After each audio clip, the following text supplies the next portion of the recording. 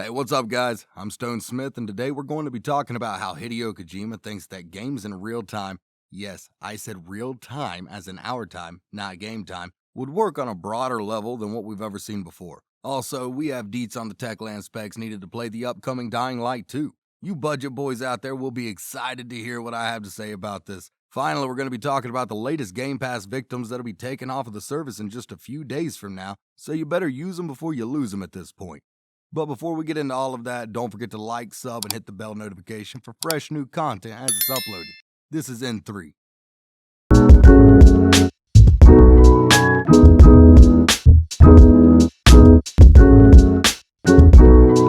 So first things first. Apparently, Hideo Kojima wants to create games that change based on your own cultural and or geographical location in real time, which means your gaming experience will be completely different based on where you are in the world.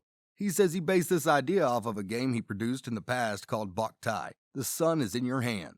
Now, I actually remember this game, well, at least remember other people having it due to me being so poor, but that, of course, story for another time.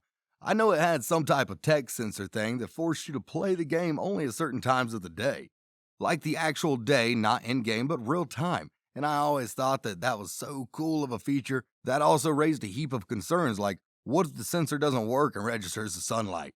Or what about if you're a binge gamer trying to beat it in one sitting? My thoughts, I honestly don't really think this would work for most people who are like avid players of games because no one wants to wait for sunshine, darkness, or have to move from place to place just to beat your game.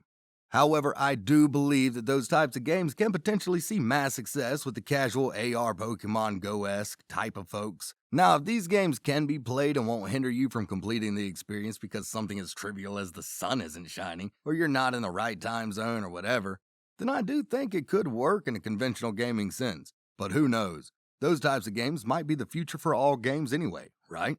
Yikes. So story number 2, Dying Light 2 tech requirements. So, let's talk about a game I'm too hyped about, and that game is Dying Light 2. It looks like Techland had released the specs needed to play the sequel, and man, you budget PC guys are in for a treat with this one.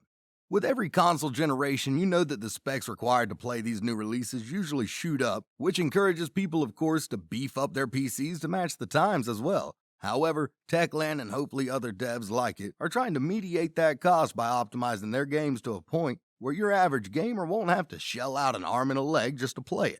And look, okay, compared to what the game actually looks like, which is freaking amazing, the specs needed for it to run are gracious in my opinion. The minimum requirements. You're going to need a CPU Intel Core i5-2500 or AMD FX 6350 or better, $200.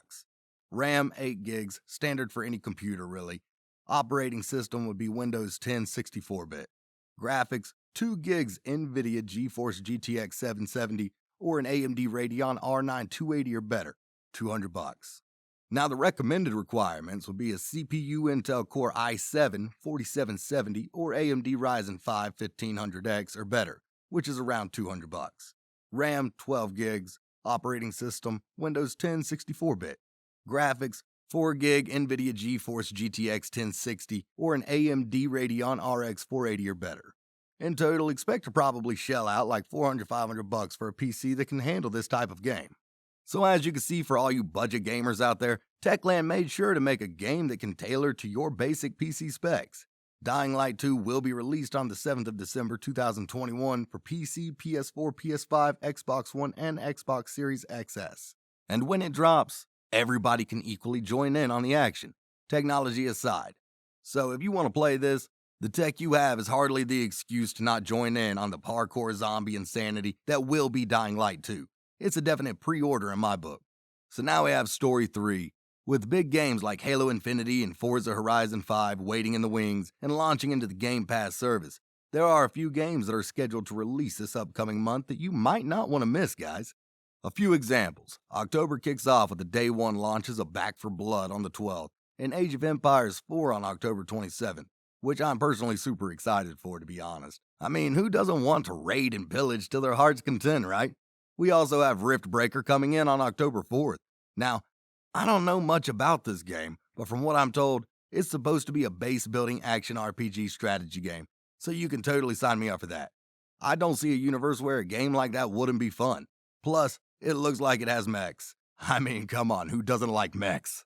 Now, as for the games leaving Xbox Game Pass, well, Red Dead Online has already been axed yesterday, actually, so it's too late for that. But on September 15, Company of Heroes 2, Disgaea 4, Forza Motorsport 7, Hot Shot Racing, The Dark Crystal Age of Resistance Tactics, and finally, Thronebreaker The Witcher Tales will all be taken off as well, sadly.